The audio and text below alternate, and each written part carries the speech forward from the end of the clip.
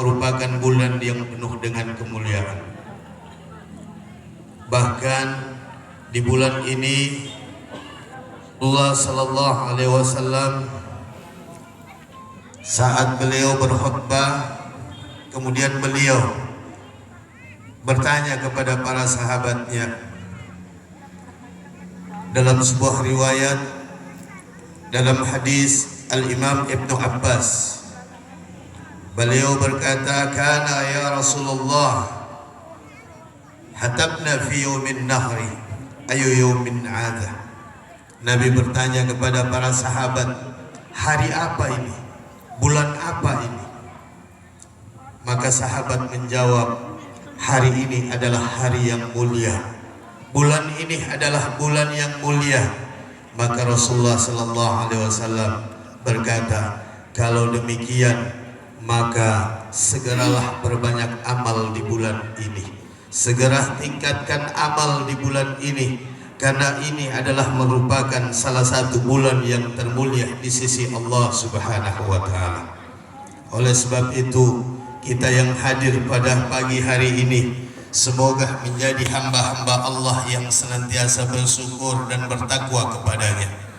Hadirin sidang jamaah Idul Adha yang dirahmati Allah Subhanahu wa taala. Siapapun kita tentunya mendengar dan melihat bagaimana situasi negara kita saat ini. Bagaimana situasi negeri kita saat ini, yang di mana-mana kita dilanda bencana dan musibah, yang di mana-mana kita dilanda dengan berbagai macam cobaan. Kita melihat di televisi, di media-media sosial, berita tentang virus corona, berita tentang COVID-19 yang terkadang sangat meresahkan kepada kita. Namun apapun itu adalah merupakan ujian dari Allah Subhanahu wa taala. Allah akan menguji hamba-hambanya. Allah akan menguji, mengetes iman seseorang itu dengan mendatangkan ujian kepadanya. Dalam artian musibah dan malapetaka yang datang ke muka bumi ini, ulama membagi menjadi tiga. Yang pertama ujian, yang kedua teguran, yang ketiga adalah azab dari Allah Subhanahu wa taala. Oleh sebab itu, dengan ujian atau cobaan yang datang kepada kita, dengan adanya virus corona, dengan adanya COVID-19, jangan sampai mengendorkan iman kita kepada Allah Subhanahu wa taala. Jangan sampai melemahkan iman kita untuk dekat kepada Allah Subhanahu wa taala. Jangan sampai dengan adanya Covid kita malas untuk datang ke masjid. Jangan hanya karena Covid-19 kita tidak mau lagi beribadah kepada Allah. Maka ini sungguh sangat keterlaluan. Hari ini kita lihat bagaimana ketakutan seluruh rakyat Indonesia saat dikabarkan tentang berita corona. Hampir setengah rakyat Indonesia dihantui dengan ketakutan. Tetapi saya menghimbau, apapun ketakutan itu, jangan sampai ketakutan itu keterlaluan.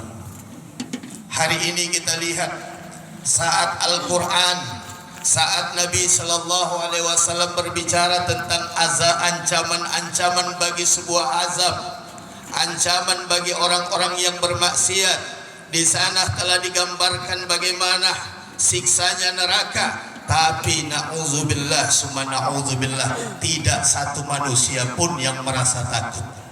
Tapi dengan berita datangnya corona, kita ketakutan setengah mati. Hadirin jamaah salat Id yang dirahmati Allah Subhanahu wa taala. Ujian yang Allah berikan kepada kita hari ini tentunya tidak seberapa dengan ujian-ujian yang diberikan kepada baginda-baginda Rasul, nabi-nabi terdahulu. Bahkan bulan ini Nabi Ibrahim alaihissalam dihadapkan dengan beberapa ujian yang datang kepada beliau. Nabi Ibrahim dikenal sebagai Khalilullah. Beliau adalah Nabi kekasih Allah. Kedekatan Nabi Ibrahim dengan Allah bukan didapat dengan simsalabim abrakadabra, tapi kedekatan Nabi Ibrahim dengan Allah karena dia taat dan melaksanakan apa yang menjadi perintah Allah Subhanahu wa taala. Nabi Ibrahim dikenal dengan Nabi wa ata'na. Dia dengar dan dia laksanakan.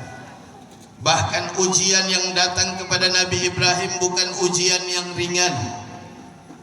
Ujian yang terawal, ujian yang pertama, saat itu Nabi Ibrahim disuruh meninggalkan anak dan istrinya di tengah padang pasir yang tandus, tidak ada tempat berteduh dan tidak ada makanan dan minuman di sana. Ini ujian yang pertama. Nabi Ibrahim alaihissalam ditanya oleh istrinya, "Wahai Ibrahim, engkau meninggalkan kami di padang pasir yang tandus ini sementara makanan dan minuman tidak ada." Nabi Ibrahim terdiam. Beliau tidak mampu menjawab. Kemudian Siti Hajar bertanya lagi, "Wahai Ibrahim, apakah yang engkau lakukan ini merupakan perintah Allah?" Maka Ibrahim menjawab, "Na'am, benar, ini adalah perintah Allah." Dan setelah itu Siti Hajar menjawab, "Jikalau benar ini perintah Allah, maka laksanakanlah wahai suamiku." Di sini satu pelajaran bagi kita. Ketabahan dan kesabaran yang dicontohkan oleh Siti Hajar, salah satu wanita ahli sorga, seorang istri yang soleha, yang rela ditinggalkan suaminya di tengah padang pasir yang tandus, tanpa makan dan tanpa minum. Hari ini kita lihat berapa banyak kesolehan wanita-wanita yang ada. Mereka ingin menjadi seorang Siti Hajar, mereka ingin menjadi seorang Siti Khadijah, mereka ingin menjadi seorang Siti Fatimah, mereka ingin menjadi seorang Siti Aisyah. Mereka ingin kesolehan seperti itu, tapi mereka tidak menunjukkan sikap-sikap terhadap suaminya dengan sikap-sikap yang baik. Siti Khadijah adalah wanita yang kaya raya, yang terkenal di Mekah. Beliau rela jatuh miskin, beliau rela hidup menderita, beliau rela memakai baju-baju yang sobek, beliau rela mendampingi Nabi sallallahu alaihi wasallam. Inilah sosok Siti Khadijah. Tapi kalau wanita-wanita sekarang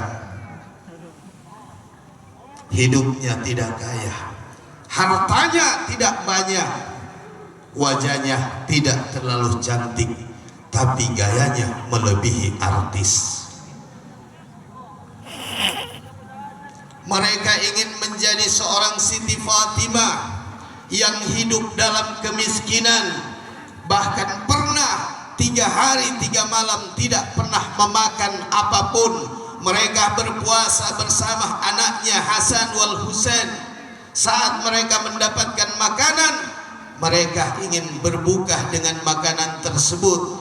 Tetapi saat itu datang pengemis, datang fakir miskin, datang yatim piatu meminta makanan, dan akhirnya mereka hanya berbuka dengan seteguk air.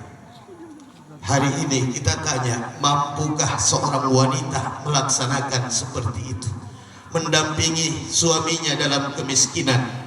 Bahkan ada yang terjadi dengan pepatah anak sekarang, ada uang abang disayang, tak ada uang abang ditendang. Inilah yang terjadi. bagaimana keteguhan wanita-wanita Islam. Siti Hajar rela ditinggalkan di tengah padang pasir yang tandus tanpa makanan dan minuman, sementara dia mempunyai seorang bayi yakni Nabi Ismail, tetapi dia rela dan ikhlas ditinggalkan. Ketaatan ini bukan karena makhluk, ketaatan ini bukan karena Nabi Ibrahim, tapi ketaatan ini karena Allah Subhanahu wa taala. Wanita hari ini jangan coba-coba tinggalkan, apalagi tak punya uang. Dia bisa memasukkan lelaki lain ke dalam rumah lewat WA, FB dan segala-galanya. Hadirin sidang jamaah Idul Adha yang dirahmati Allah Subhanahu wa taala. Inilah yang pertama ujian yang didapatkan oleh Nabi Allah Ibrahim. Kemudian ujian yang kedua, Nabi Ibrahim begitu tinggi imannya kepada Allah Subhanahu wa taala. Allah uji beliau bertahun-tahun, beliau tidak mendapatkan seorang anak. Kemudian beliau berdoa meminta kepada Allah untuk diberikan anak. Setelah anak itu didapatkannya, anak itu lahir. Kemudian tiba-tiba anak itu beranjak menjadi dewasa. Di saat lucu-lucunya, di saat anak itu dibangga-banggakannya, Nabi Ibrahim alaihissalam mendapat ru'ya atau mimpi untuk menyembelih anaknya. Betapa tidak pilihan yang sangat, betapa tidak seorang orang tua yang diperintahkan oleh Allah Subhanahu wa taala untuk menyembelih anaknya. Tapi Nabi Ibrahim bukan kita. Nabi Ibrahim bukan manusia yang lemah imannya. Nabi Ibrahim tidak bertanya kepada Allah, ya Allah, kenapa harus ku sembelih anakku? Ya Allah, mengapa ini harus aku lakukan? Nabi Ibrahim tidak seperti itu. Tapi Nabi Ibrahim sami'na wa ata'na, saya dengar dan saya laksanakan. Hari ini berbeda dengan kita manusia. Nabi Ibrahim taat kepada Allah Subhanahu wa taala, kedekatannya kepada Allah Subhanahu wa taala, sehingga beliau digelar Halilullah. Seharusnya peristiwa-peristiwa seperti ini menjadi pelajaran buat kita. Kita lihat bagaimana ketaatan kita kepada Allah Subhanahu wa taala. Hari ini banyak manusia yang hanya taat dan patuh kepada sesama makhluk. Mereka tidak taat lagi kepada Allah. Mereka lebih mengutamakan atasannya, mereka lebih mengutamakan bosnya. Kalau azan berkumandang di masjid 1 hari 5 kali, tapi kita malas mendatangi tempat ibadah tersebut. Padahal kita Allah panggil hayya 'alas shalah, hayya 'alal falah. Mari menuju kemenangan, mari kita sholat. Tapi kita santai di depan televisi, kita santai di warung kopi, kita santai di depan handphone, kita santai dalam ruangan kantor. Tapi coba saat kita di rumah, saat kita lagi bersantai, saat kita lagi makan, saat kita lagi tidur, ditelepon sama atasan kita, ditelepon sama bos kita, tanpa ada alasan apapun kita langsung beranjak pergi. Ini pertanda kita lebih memuliakan manusia daripada Allah Subhanahu wa taala.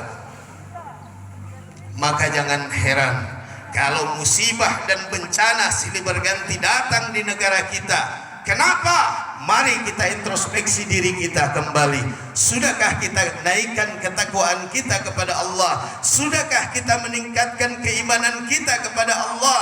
Hari ini banyak manusia yang mengaku beriman kepada Allah, banyak manusia yang mengaku umatnya Nabi Muhammad, tetapi mereka sendiri yang menginjak-injak ajaran baginda Rasulullah Muhammad sallallahu alaihi wasallam. Bapak Ibu jamaah salat Id yang dirahmati Allah Subhanahu wa taala. Kemudian Nabi Ibrahim alaihissalam saat menerima wahyu untuk menyembelih anaknya, beliau panggil anaknya, "Wahai anakku, aku mendapat mimpi untuk menyembelih kamu." Lalu yang kita dapatkan bukan anak-anak saat sekarang. Nabi Ismail adalah seorang anak yang soleh, hasil didikan dari orang tuanya. Ketaatan Nabi Ibrahim alaihissalam, beliau taat kepada Allah, maka Allah buat orang-orang di sekitarnya menjadi taat padanya. Nabi Ismail setelah diberitahukan dan dia berkata, "Wahai abaku, wahai ayahku, jikalau ini benar perintah Allah, segera laksanakan, dan semoga engkau diberikan kesabaran, engkau diberikan ketabahan." Nabi Ismail seorang anak yang soleh, beliau mendengar perintah Allah, mendengar dari ayahnya ini perintah Allah, beliau taat dan menyuruh kepada ayahnya segera laksanakan. Bahkan apa kata Nabi Ismail, "Wahai ayahku, jikalau engkau menyembelih aku nanti, aku mengajukan 3 permintaan. Yang pertama, asalah pisaumu sampai setajam-tajamnya sehingga saat engkau menyembelih leherku tidak terasa." Kemudian yang kedua permintaannya Nabi Ismail, "Wahai ayahku, saat engkau menyembelih aku, maka tutuplah matamu supaya engkau tidak menatapku dengan penuh kesedihan. Dan yang ketiga, bukalah bajuku. Aku tak mau jikalau bajuku berlumuran darah dinampak oleh ibuku." Hari ini mana ada anak-anak yang seperti itu? Jangankan untuk disembelih, jangankan untuk dikurbankan, tapi disuruh sholat saja anak-anak itu melawan. Hari ini kita lihat berapa banyak anak-anak yang menjadi korban daripada minuman keras, daripada narkoba.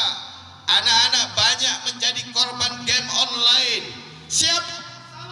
Bukan salah, pisah daripada orang-orang tua yang terlalu membiarkan kepada anak-anaknya. Padahal kita tahu di mana-mana terjadi yang kita saksikan di televisi, di media-media sosial, di media koran, berapa banyak anak yang membunuh orang tuanya. Ada anak yang memukul orang tuanya lagi sholat. Bahkan di daerah saya di Sulawesi, seorang ayah yang tengah makan tiba-tiba ditebas lehernya oleh anaknya hanya karena nggak dikasih uang untuk membeli Honda. Bahkan sampai videonya saat nasi aja masih keluar di tenggorokannya karena saat itu orang tua tersebut lagi makan. Na'udzubillah summa na'udzubillah. Kalau sudah seperti ini anak-anak kita, bagaimana warna Indonesia ke depan? Di 20 tahun yang akan, kalau generasi kita hancur hanya karena sebuah hal-hal yang tiada manfaat. Anak-anak kita diperintahkan untuk sholat, mereka lawan. Diperintahkan untuk hadir ke tempat-tempat kebaikan, mereka lawan. Kenapa? Kita yang orang tuanya menyuruh anak sholat, tapi kita duduk di depan televisi. Kita suruh anak kita sholat sementara kita ada di warung kopi. Kita suruh anak kita sholat tapi kita lagi main HP. Bagaimana anak-anak akan sama seperti Ismail? Hadirin jamaah salat Id yang dirahmati Allah Subhanahu wa taala. Kemudian yang terakhir yakni tentang kurban. Nabi Muhammad sallallahu alaihi wasallam pernah ditanya oleh sahabat-sahabat tentang kurban. Kemudian beliau menjawab, hadhihi sunnatu abikum Ibrahim. Kurban ini adalah sunnah dan pelajaran daripada Nabi Ibrahim, dari bapak kalian, dari bapaknya Nabi. Oleh sebab itu, siapa yang berkurban sebelum darah kurban jatuh ke tanah, maka Allah telah menghapuskan dosa-dosanya. Sebelum kulit ataupun bulu daripada hewan tersebut jatuh ke tanah, Allah pun akan menghapuskan segala dosa-dosanya. Pada hari ini tentunya kita tahu tidak semua manusia bisa berkorban disebabkan oleh ekonomi dan hal-hal yang lainnya. Tetapi dalam hal ini Allah sampaikan di dalam surah Al-Kautsar, inna a'tainakal kautsar, sesungguhnya telah banyak kuberikan nikmat kepada kalian, fasalli li rabbika wanhar, maka salatlah kalian dan berkurbanlah kalian. Apa yang harus kita kurbankan hari ini, tahun ini? Kita lihat di mana-mana terjadi bencana dan musibah. Kenapa? Karena banyak manusia-manusia yang terlalu pelit. Bukankah orang-orang yang tidak mau bersedekah apabila di suatu wilayah, suatu daerah, suatu negeri, suatu desa, suatu dusun, apabila banyak orang-orang yang kikir, orang-orang yang pelit, maka Allah tidak akan menurunkan rahmatnya di tempat itu, bahkan Allah akan menegur dengan bencana kepada mereka.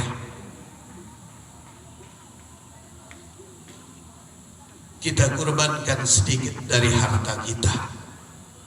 Yang tak mampu membeli kerbau, yang tak mampu membeli sapi, yang tak mampu membeli kambing, maka bantulah saudara-saudara kita yang membutuhkan.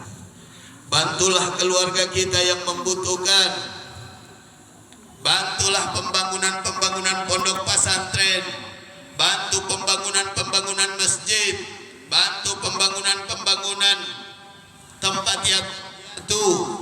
Bukankah dalam surah Al-Maun Allah telah berfirman, ara'aital ladzi yukadzibu biddin, tahukah kalian siapa orang-orang pendusta dalam agama?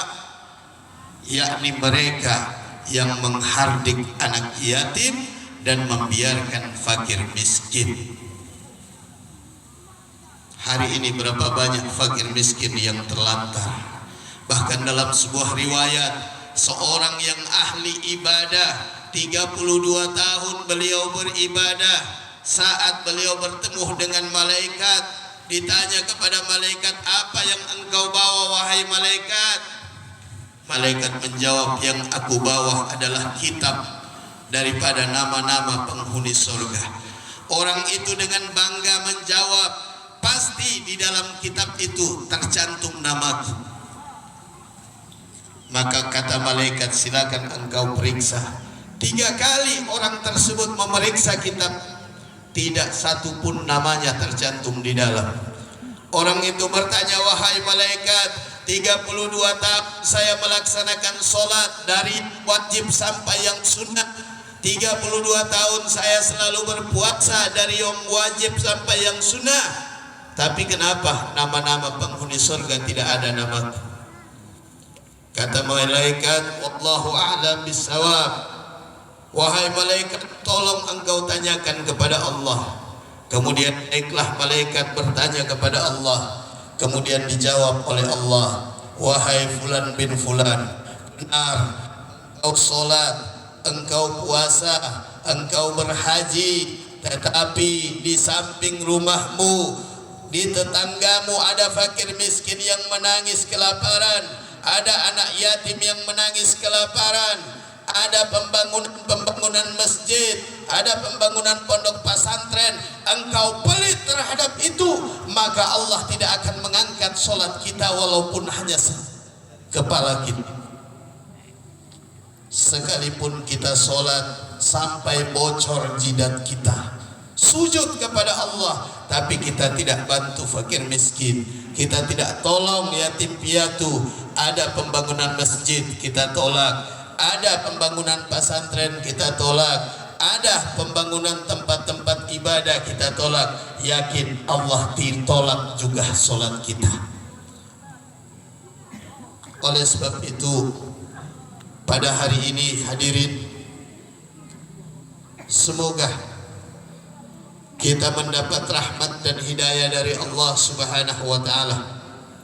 Kita lebih bisa mengintrospeksi diri kita, mengevaluasi diri kita. Dengan datangnya bulan Zulhijjah ini, kemudian kita melaksanakan sholat Idul Adha secara berjamaah, dapat membuka hidayah Allah Subhanahu wa ta'ala, dan insya Allah hidayah Allah turun di tengah-tengah kita, dan kita menjadi orang-orang yang bertakwa kepada Allah Subhanahu wa ta'ala. Amin. Amin ya rabbal alamin. Hadirin sidang jamaah Idul Adha yang dirahmati Allah Subhanahu wa ta'ala, mungkin hanya ini saja yang dapat saya sampaikan. Semoga bermanfaat buat kita semua, bil khusus pribadi saya. Barakallahu li wa lakum fil Qur'anil azim wa nafa'ni wa iyyakum bima fihi minal ayati wa dzikr.